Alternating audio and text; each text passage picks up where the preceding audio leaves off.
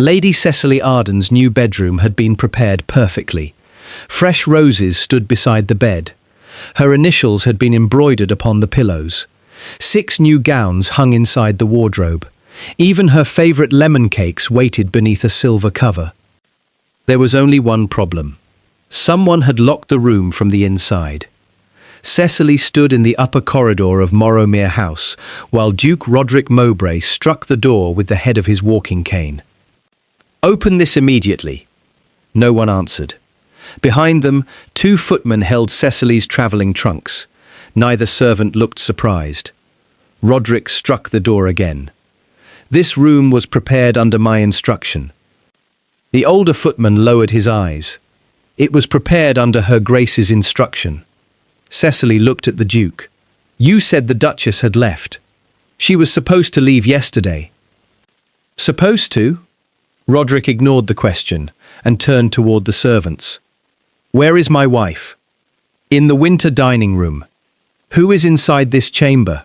The footman looked at Cecily. "The new owner." Silence settled over the corridor. Roderick laughed once. Not because the answer amused him, because refusing to believe it seemed easier than understanding it. "I own Morrowmere. No, Your Grace." The servant spoke so respectfully that the contradiction sounded almost ceremonial. Roderick's face hardened. "You have served this family for 23 years, Bramwell." 25. "Then you should know better than to repeat whatever nonsense my wife has invented." Bramwell placed Cecily's smallest trunk upon the carpet. "The transfer was registered at 5 o'clock yesterday afternoon." Cecily stared at the locked door. Who received it? Before Bramwell could answer, the latch turned. The door opened. A young man stepped into the corridor. He appeared to be no older than 21. His dark hair had been combed away from a narrow, serious face. He wore the plain black coat of a junior estate clerk, with ink staining 2 fingers of his right hand. Cecily had seen him once before. He had been standing behind the Duke's solicitor at a London dinner. Roderick recognized him too. "You," the young man bowed. "Your Grace. What are you doing in that room?" "Inspecting what now belongs to me."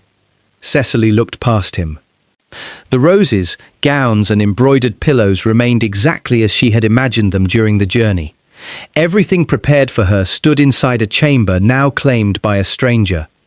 Roderick pushed toward the doorway. The young man did not move. "Stand aside. I cannot admit you without the permission of the trustees." "Which trustees?" The answer came from the staircase. "Myself, the county registrar and Mr. Bramwell." Duchess Sabina Mowbray reached the upper landing. She wore a soft grey gown rather than the elaborate dress Cecily expected from a woman defending her marriage. Her auburn hair had been pinned simply, and her wedding ring was absent. She carried no keys. The servants no longer required her to hold them. Cecily had prepared herself for fury. She expected Sabina to call her immoral, foolish, or ambitious. Instead, the Duchess looked at Cecily with an expression dangerously close to sympathy. "Your journey must have been exhausting." Cecily's throat tightened. "You knew I was coming. I selected the flowers in your room." Roderick turned toward his wife. "End this performance." Sabina looked at the young clerk. "Mr. Hart, would you permit Lady Cecily to view the chamber?" He considered the request. Cecily felt humiliation rise within her. A clerk was deciding whether she could enter the room intended to mark her triumph. "At present," he said, "Lady Cecily is not included among the people barred from the estate." Roderick's voice became cold. "And I am?" Mr. Hart met his gaze. "Yes." The Duke stepped forward. Sabina placed herself between them. "Do not make the first honest moment of your return another command." Roderick stared at her. "You transferred my estate to a clerk. Morrowmere was never yours. My name is carved above the entrance. Your family's name is carved above many things purchased with other people's money." Cecily looked between husband and wife. Roderick had told her Morrowmere had belonged to the Mowbrays for generations. He had promised she would oversee its household after Sabina accepted a quiet separation. He described the Duchess as cold, uninterested in marriage, and almost relieved by the prospect of freedom. Nothing about the woman before Cecily appeared relieved. She appeared prepared. Sabina gestured toward the staircase. Tea is waiting downstairs. The registrar will arrive within the hour. Roderick did not move. I will not discuss my property over tea. Then you may discuss Mr. Hart's property standing in the corridor. The young man closed the bedroom door. Cecily watched her initials disappear behind it. The table with 4 places. The winter dining room contained a small round table set for 4. No guests, no servants waiting against the walls. Only Roderick, Sabina, Cecily, and the young clerk introduced as Mr. Elias Hart. A sealed document rested beneath every plate. Roderick remained standing. Explain why my house is registered in his name. Sabina poured tea. Sit down. You no longer give me instructions. No, but the chairs belong to Elias, and he has offered you one. Elias gave no sign of enjoying the reversal. That made it worse. Roderick sat. Cecily took the chair beside him. Sabina placed a hand upon the first sealed envelope. Yesterday, I transferred Morrowmere House, its farms and its household income, into the Hart Preservation Trust. On what authority? Roderick demanded. My grandmother purchased Morrowmere and gave it to me through an independent settlement. Our marriage allowed you to administer it. It did not make you its owner. You gave away your inheritance to a stranger. Elias is not a stranger. Cecily noticed the young man's expression change. Not surprise. Warning. Sabina opened the envelope beneath Roderick's plate. Inside was a copy of a mortgage agreement. It pledged Morrowmere House against the purchase of a London residence. Cecily recognized the address. Number 11, Cavendish Square. The house Roderick had shown her 3 weeks earlier. The house where he said they might live after his separation. Cecily looked at him. You said you bought it from your private income. I intended to repay the estate. Sabina's voice remained calm. You mortgaged my home to purchase hers. Roderick placed the document down. An estate often supports the personal obligations of its duke. Your title is not a financial instrument. The loan was lawful. The first page was lawful. She opened the second envelope. The remaining agreement contained additional conditions. If Roderick failed to repay the London lender before winter, Morrowmere would transfer to a holding company called Arden Residential Trust. Cecily stared at the name. Arden? Roderick looked at her. Your family's trust. My family has no such company. Sabina watched her. No, but your guardian does. Cecily's uncle, Lord Henry Arden, managed what remained of her inheritance. He had encouraged her relationship with Roderick from the beginning. He had arranged the London dinners, approved the journeys, and insisted she accept the house in Cavendish Square. Cecily turned toward the Duke. Did you know my uncle controlled the lender? I knew he introduced the financier. That is not an answer. Roderick's silence gave her one. Sabina opened the document beneath Cecily's plate. It was a marriage agreement. Not between Cecily and Roderick. Between Cecily and a man whose name had been left blank. Her signature appeared at the bottom. Cecily seized it. I never signed this. You signed the final page of a household allowance agreement, Sabina said. Your uncle attached it to another document afterward. Cecily remembered the papers. Henry had brought them to her before she left London, explaining they allowed the Duke to provide for her without creating scandal. What does this have to do with Morrowmere? Elias answered for the first time. The agreement gives Lady Cecily's future husband control of every property held in the Arden Trust.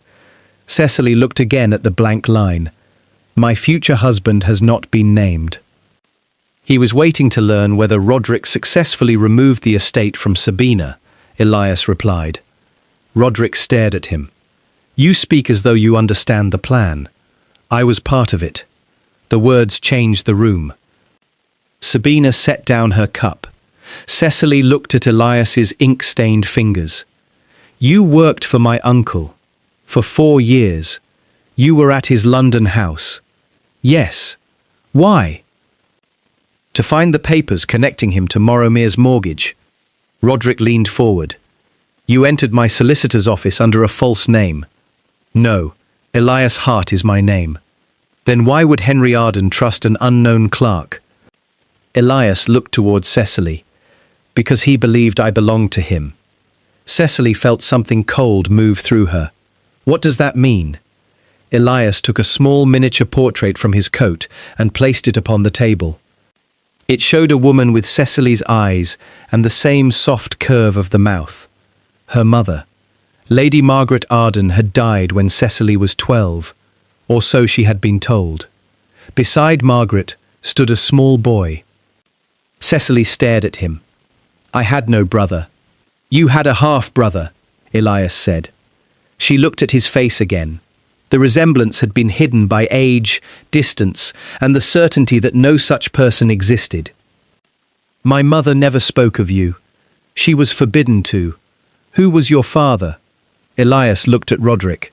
The Duke's expression revealed that he already knew. Cecily turned toward him. You knew who he was. Roderick glanced at Sabina. When did you discover this? Before I gave him Moromere. Cecily's voice rose. Who is his father? Elias answered quietly.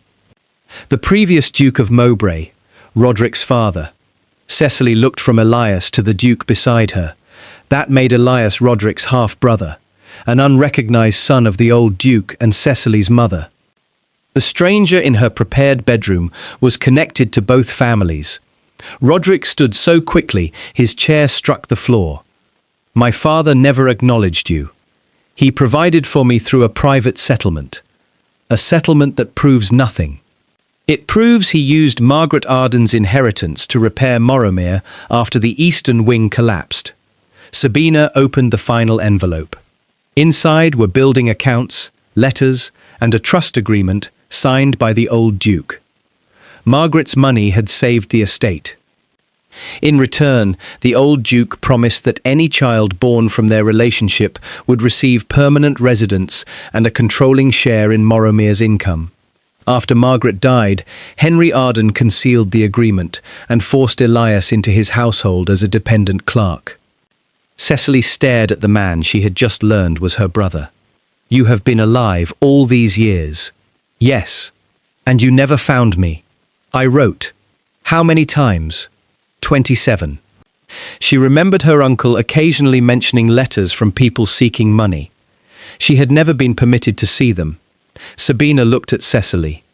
Your uncle did not arrange your relationship with Roderick because he wanted you to become a duchess. He knew Roderick was married. He wanted you publicly established as Roderick's intended second wife. That scandal would weaken my control over Moromere and activate your signed agreement. Cecily's hands began trembling. Who was supposed to occupy the blank line? Elias turned the marriage document over. The name appeared upon the hidden backing sheet. Elias Hart. Cecily pushed the paper away. My brother. The agreement was never intended to produce a marriage, Sabina said. Its purpose was to make Elias appear involved in an unlawful scheme with you. Your uncle could then discredit his claim, remove me, and seize Moromere through the mortgage. Elias looked at Roderick. You were not bringing Lady Cecily home to make her mistress of the manor. Cecily turned toward the Duke. Did you know? Roderick hesitated. That hesitation told her more than an immediate denial. I knew Henry wanted Sabina's transfer challenged, and you brought me here anyway. I intended to give you the life I promised, with a house taken from your wife and financed through my inheritance. I did not understand every document. No, Sabina said. You understood only the part that rewarded you. A carriage arrived outside. The county registrar had come, but the servants did not escort him directly to the dining room. They brought him first to the entrance hall, where someone else was waiting. Lord Henry Arden. Cecily's uncle entered, carrying a document case and smiling as though the morning had unfolded exactly as he expected. Excellent, he said. Everyone is present. Then he looked at Elias. You should never have accepted the estate. Elias remained seated. Why? Henry placed a death certificate upon the table. It carried Elias Hart's name. The date was 3 days earlier. You cannot own Morrowmere, Henry said, because according to the Crown Register, you are already dead. Elias Hart's death certificate was perfect. That was the first reason Duchess Sabina did not believe it. The paper carried the correct county seal. The registrar's signature appeared beneath the date. Even the description of the deceased matched the young man sitting at the winter dining table. 21 years old. Dark hair. Grey eyes. A narrow scar beneath the right ear. Lord Henry Arden placed the certificate before the registrar. Elias Hart died 3 days ago at an inn outside London. I identified him personally. Cecily looked from the document to the living man she had just learned was her half-brother. You identified whose body? Henry turned toward her. You have been travelling with a married duke for months. I suggest you allow more responsible people to speak. Cecily's face flushed. Roderick said nothing. His silence was no longer protection. It was habit. Elias picked up the certificate. My description is unusually precise. I employed you for 4 years, Henry replied. I knew every detail. You knew the scar beneath my ear. I saw it when you were ill. Elias touched the unmarked skin beneath his right ear. The scar was on his left. The registrar leaned closer. Henry's expression did not change. A clerk's error. No, Sabina said. A clerk records what the witness reports. She faced the registrar. Who provided the description? The man examined the accompanying statement. Lord Henry Arden. Cecily looked at her uncle. You described him incorrectly because you did not expect the real Elias to be standing here. Henry collected the paper. One mistaken word does not restore a dead man's legal identity. Elias folded his hands. Then perhaps we should ask why you arranged my death before learning Sabina had transferred Morrowmere. Henry smiled. I knew about the transfer before it was registered. Sabina's gaze sharpened. Only 4 people had known. Sabina, Elias, Mr. Bramwell, and the solicitor who drafted the trust. That solicitor had failed to arrive for the morning meeting. Where is Mr. Wycliffe? Sabina asked. Henry sat in the empty chair. Travelling. He was due here at 9. Perhaps he no longer believes your plan is lawful. Roderick looked at his wife. What plan? Sabina ignored him. She asked the registrar to examine the death certificate again. If Elias is legally dead, what happens to the Heart Preservation Trust? Henry answered before the official could. It collapses. Elias almost smiled. No. Henry's confidence weakened by only a fraction. The estate was transferred to you. I was appointed its first trustee. That is the same thing. No, Elias said. Ownership and guardianship are not the same. Sabina brought forward the registered trust. Morrowmere had not been given to Elias for his personal use. The manor, farms and household income had been placed into a preservation trust created from the old settlement signed by Cecily's mother. Elias was responsible for protecting it. He could live there. He could manage it. But he could not sell it, mortgage it, or pass it to his children. And when the first trustee dies? Roderick asked. Sabina opened the succession page. Authority passes to the oldest surviving child of Lady Margaret Arden. Everyone looked at Cecily. She stared at the document. I become trustee? Yes. Henry relaxed again. Then the matter is even simpler. He placed a second document beside the death certificate. It was the allowance agreement Cecily had signed before leaving London. Only now, the complete pages were attached. The final clause appointed Henry permanent manager of any land, money or inheritance Cecily received before marriage. Cecily read it slowly. You said this allowed Roderick to provide me with an income. It did. It also gives you control over everything I inherit. You have never managed property, because you never allowed me to. I protected you from mistakes. You turned my mistakes into your investments. Henry's eyes hardened. You entered a public relationship with another woman's husband. Do not speak as though I created your lack of judgment. Sabina looked toward Roderick. Did Henry encourage you to bring Cecily here? The Duke hesitated. He said returning openly would force an honest settlement. With me? Yes. Did he say my control over Morrowmere would weaken if Cecily established herself publicly as your intended companion? No. Did you ask why he was so interested in our marriage? Roderick did not answer. Cecily looked at him. You accepted my uncle's help because it gave you what you wanted. I believed your interests and mine were aligned. You believed I wanted to become mistress of this house. You told me you did. Cecily remembered saying it. She remembered looking at paintings of Morrowmere and imagining herself walking through its halls while servants addressed her with respect. She had not asked who would be displaced so that she could stand there. Sabina had seemed distant, unhappy, easy to replace. That story had made Cecily's ambition feel almost merciful. I wanted the life you described, she said. I did not know it was being purchased with her inheritance. Sabina met her gaze. Would you have asked? The question hurt because Cecily did not know the answer. Henry tapped the succession page. The trust passes to Cecily. Her financial affairs pass through me. Morrowmere is therefore under Arden management. The registrar shook his head. A private manager cannot automatically control property held for beneficiaries. Henry opened another case. No, but the court may appoint him when the trustee is incapable of independent judgment. Inside was a petition declaring Cecily financially irresponsible, emotionally dependent, and vulnerable to manipulation. 3 witness statements supported it.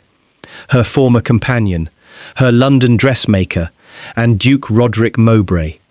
Cecily stared at his signature. You declared me incapable.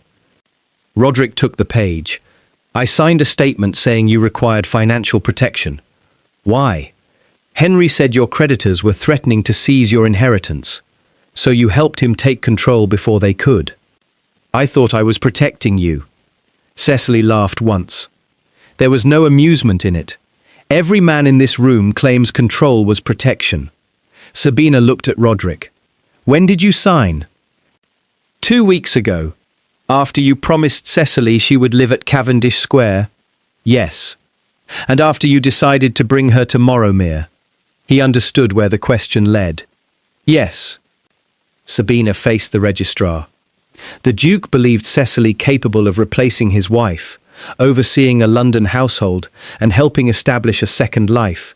Yet he simultaneously declared her incapable of managing her own money. The contradiction weakened Henry's petition. But it did not destroy it. The registrar adjusted his spectacles. The matter would still require a court hearing. How long? Elias asked. Several weeks. Henry looked toward the windows. The trust requires a confirmed trustee before noon. Sabina checked the clock. Less than 2 hours remained. If Elias remained legally dead and Cecily's independence remained disputed, the trust would have no recognized guardian. Under its final condition, the property would revert to the last uncontested controller, Roderick. Henry had built 2 roads toward Morrowmere. If Cecily became trustee, he would control her. If her appointment failed, the estate would return to Roderick, whose debts and agreements Henry already controlled. Roderick looked at Sabina. You knew this could happen. I knew Henry would challenge Elias. Then why appoint him?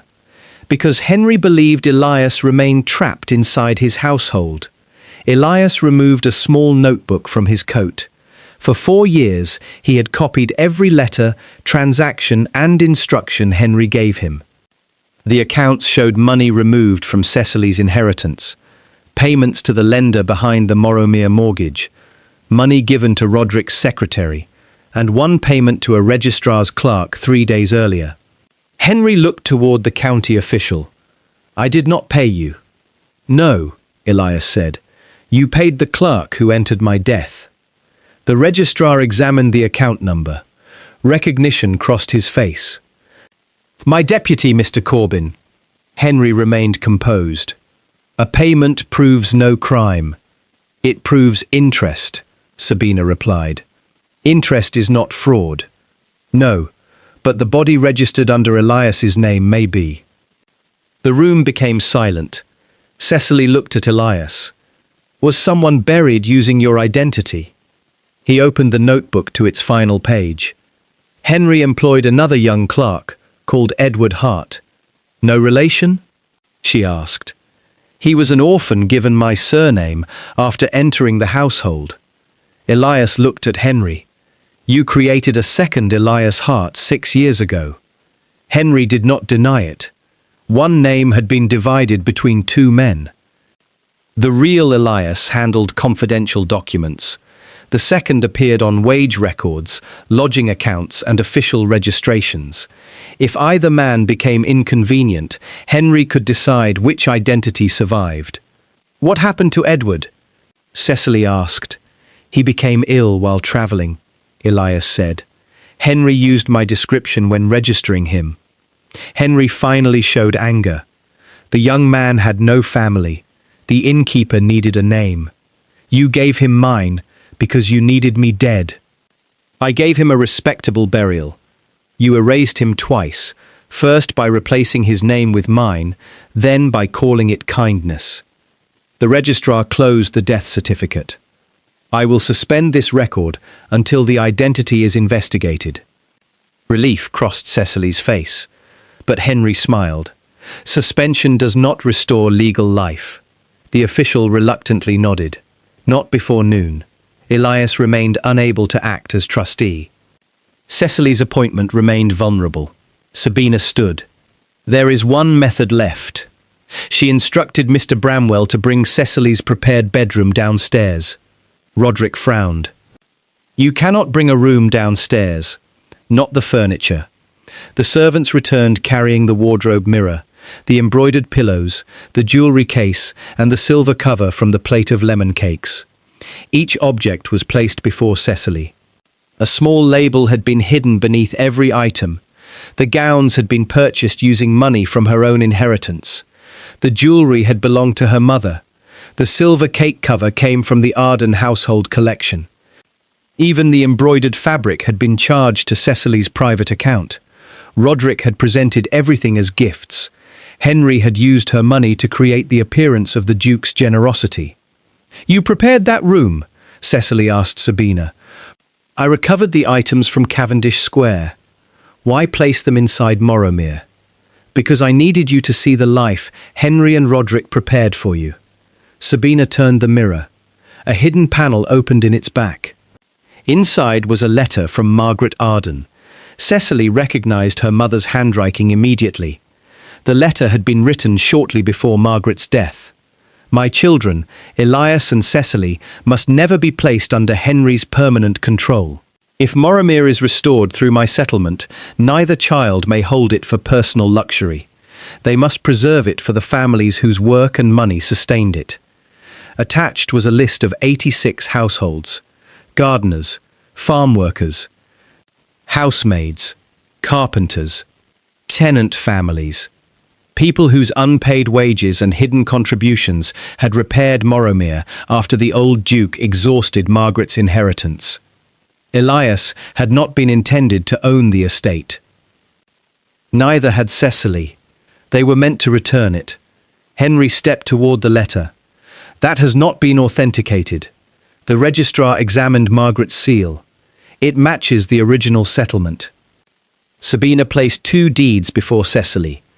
The first accepted trusteeship of Morrowmere, allowing Cecily to manage the manor while Henry challenged her independence. The second transferred the estate immediately into shared ownership among the 86 households. If Cecily signed the second deed, Henry could not control it. Neither could Roderick. Neither could Sabina. Cecily looked toward the Duchess. "You would lose your home." "Yes." You transferred Morrowmere to Elias, knowing he intended to give it away. Yes. Why? Because keeping what my grandmother inherited would preserve my comfort. It would not correct what happened to the people who preserved this estate. Roderick stared at his wife. You made this decision without me. You mortgaged the house without me. That does not give you the right to make hundreds of people owners. No, Sabina said. Their money and labour may have already given them that right. Henry addressed Cecily. Sign nothing, accept trusteeship and allow the court to determine the claims. While you petition to control me, I am your family. So is Elias. A clerk with an invented history. My brother with a history you tried to erase. Roderick stepped toward Cecily. If you transfer the estate, Morrowmere ceases to belong to our family. It never belonged to mine, she replied. It could belong to you.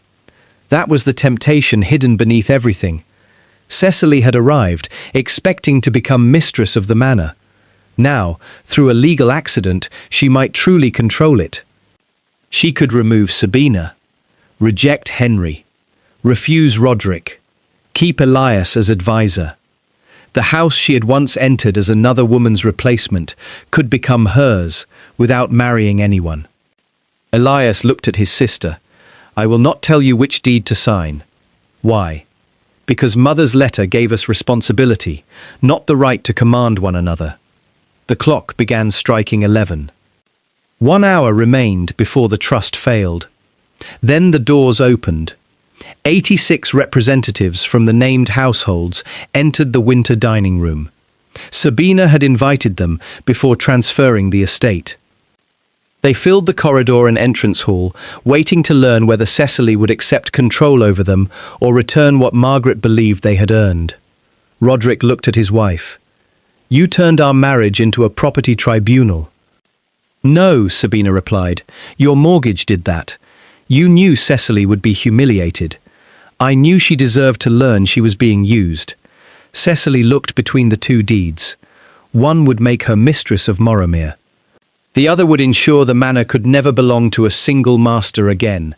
At 11:58, Lady Cecily Arden signed the deed that made her mistress of Morrowmere. The 86 household representatives watched in silence. Elias Hart looked down at the table. Duchess Sabina did not move. Only Lord Henry Arden smiled. Cecily had chosen the first document. She had accepted personal trusteeship of Morrowmere House, its farms, income and surrounding villages. The second deed, the one that would have divided ownership among the families whose labour had preserved the estate, remained unsigned. Henry stepped forward. A sensible decision. Cecily did not look at him. The county registrar lifted the trusteeship document. Lady Cecily, before I register this, do you understand that you will become responsible for the estate until the claims are resolved? Yes. And that any existing financial manager may petition to continue overseeing your affairs? Yes. Henry's smile broadened. Roderick exhaled quietly. Perhaps he believed Morrowmere could still remain within his influence. Cecily had once imagined becoming its mistress beside him. Now she could achieve that ambition without waiting for Sabina to leave. Agnes Bell, whose family had worked Morrowmere's orchards for 60 years, lowered the household deed in her hands. You chose the house. Cecily finally looked at the families gathered beyond the dining room. No. She turned toward the registrar. I chose the authority necessary to give it away properly. Henry's smile disappeared. The clock began its final minute before noon. Cecily pulled the trusteeship agreement toward her. As recognized trustee, I request an immediate accounting of every person claiming authority over my inheritance. Henry moved toward the table. You cannot conduct an accounting without legal assistance. I have legal assistance. The missing estate solicitor entered through the side doors. Mr. Wycliffe's clothes were wrinkled from travel, but he carried the original Morrowmere Trust Register beneath his arm. Henry stared at him. You were leaving England. That is what your clerk was instructed to tell everyone. Sabina rose. Where have you been? Confined inside a private lodging house, under the excuse that I had become ill. The Crown Examiner released me this morning. Henry's composure fractured. You have no evidence connecting me to that arrangement. Mr. Wycliffe placed several receipts beside the trust. The room was paid for through the Arden management account. The registrar looked toward Henry. That account is under your control. Many clerks use it. Then they may explain themselves during the inquiry. The clock showed 30 seconds before noon. Henry pointed toward Cecily. The estate still requires a confirmed trustee before the deadline. Her acceptance places her property under my management agreement. Cecily opened the allowance document she had signed before leaving London. You told me this agreement protected my income. It does. It gives you control only while I remain unmarried, under 25, or legally incapable. You have been declared financially dependent. By a petition that has not been approved. Roderick looked at the witness statement carrying his signature. Cecily faced him. Do you still believe I am incapable of managing my own affairs? The Duke understood what his answer would cost. If he said yes, Henry's petition would strengthen. If he withdrew his statement, he would publicly admit that he signed it only because doing so benefited his plans. Sabina watched him. This was not a question about Cecily alone. It was a test of whether Roderick would continue allowing women's independence to become negotiable whenever it inconvenienced him. The final seconds passed. Roderick took the statement. I withdraw it. Henry turned on him. You cannot. I wrote it. I may correct it. You swore she required protection. I swore what you placed before me because I wanted access to her money and believed your approval would help me remove my wife from Morrowmere. Cecily's face tightened. Roderick forced himself to continue. Lady Cecily was capable of travelling, maintaining correspondence and discussing a future household. I called her incapable only when independence threatened the arrangement I wanted. The county registrar drew a line through Roderick's statement. The clock struck 12. The trusteeship stood. Cecily was legally recognised. Henry reached for the allowance agreement. She remains under Arden management. Mr. Wycliffe opened the original trust register. No. He pointed toward a clause Margaret Arden had added after Cecily's birth. No brother, uncle, husband or guardian may control property restored through the Morrowmere settlement after either child reaches lawful adulthood. Cecily looked at Henry. You hid this page. I protected your mother's reputation. You protected your access to her money. The registrar examined Margaret's seal. The clause is valid. Henry's management authority ended in that moment. Not because Cecily married a powerful man. Not because Roderick rescued her, because her mother had anticipated that men calling themselves protectors might one day need to be restrained. Cecily turned to Elias.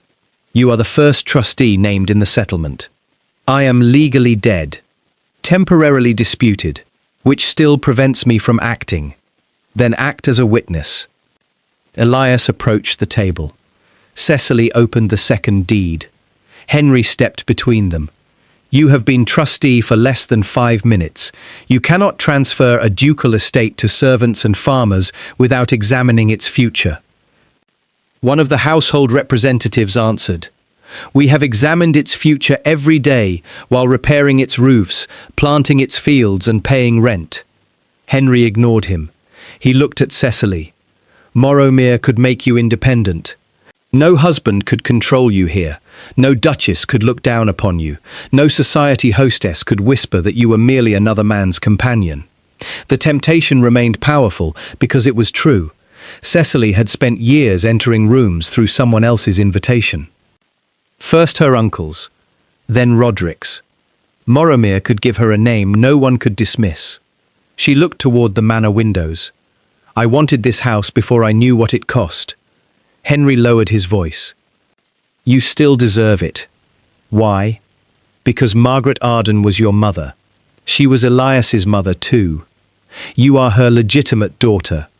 Elias's expression did not change, but the cruelty landed. Cecily looked at her uncle. "That is how you kept us divided. You taught me birth made me valuable, and taught him secrecy made him disposable." Henry's face hardened. Without the Arden name, he would have remained a clerk. "Without him, I would never have learned what you did with the Arden fortune." She placed the transfer before Elias. "Will you sign as Margaret's surviving child, and witness that this estate was never intended for our luxury?" He read the final page. Signing would surrender every personal claim connected to his father, the old Duke of Mowbray. He could have demanded money, residence, recognition. Instead, Elias signed. Elias Hart, son of Margaret Arden, renouncing personal ownership in favour of the Morrowmere Household Trust. Roderick stared at his half-brother. "You are giving away the only estate our father ever promised you." "Our father promised it using money that belonged to my mother and wages owed to these families. You could remain here. I intend to remain only if they choose to employ me." Henry laughed bitterly. "You would return to clerical work inside a house you could control." Elias looked at him. "I have watched what control made of you." Cecily signed next. "Cecily Arden, trustee, transferring Morrowmere to its verified households and workers." The registrar pressed the county seal beneath both names. For 12 minutes, Cecily Arden had possessed the power to call Morrowmere hers. She used that power to ensure no single person could own it again. The 86 representatives did not cheer immediately. Many stared at the deeds as though expecting another man to enter, and explained that the papers meant something different. Mr. Bramwell began reading the first household name. The Bell family, Orchard House, Eastern Fields, and 1 share in Morrowmere's Agricultural Trust. Agnes Bell covered her mouth. The Harris family, Mill Cottage, River Access, and 1 share in the Grain Company. Name after name followed. Gardeners received ownership of the cottages they had maintained. Tenant families received their fields. Housemaids and kitchen workers received shares in the Manor Trust. Carpenters and stoneworkers received payment claims for labour never properly compensated. Morrowmere House itself would be held collectively. Its residents would be chosen by an elected board. Sabina was not automatically entitled to remain. Neither was Roderick. The Duchess accepted this without protest. The Duke did not. "You have transferred my ancestral home to employees." Sabina faced him. "My grandmother purchased Morrowmere. Margaret's inheritance repaired it. These families maintained it. Which part did you believe belonged solely to you?" "My title is attached to this estate. Your title remains yours. And the house now belongs to people who cannot be removed because you desire a different mistress within it." Cecily flinched. Sabina noticed. "I was not referring only to you." Roderick looked around the room. "You prepared all of this before Cecily arrived." "Yes." "You placed her possessions in the bedroom." "Yes." "You knew she would believe the room marked her victory." "I wanted her to see that everything offered to her had been purchased with her own inheritance." Cecily looked toward Sabina. "You could have exposed me publicly." "I could have." "Why did you not?" "Because humiliation would have made you defensive. Evidence gave you a choice." Cecily looked at Roderick. He had once seemed like her escape from dependence. Now she saw that he had offered her only a more luxurious form of it. "The house in Cavendish Square," she said. "Do you still intend to live there?" Roderick hesitated. "I will repay the mortgage." "That was not my question." He looked at Sabina. The future he imagined in London had disappeared. So had the security he expected at Morrowmere. "I do not know." Cecily removed the ring he had given her, not an engagement ring he had insisted, merely a symbol of affection. She placed it beside the mortgage documents. "Then discover the answer without me."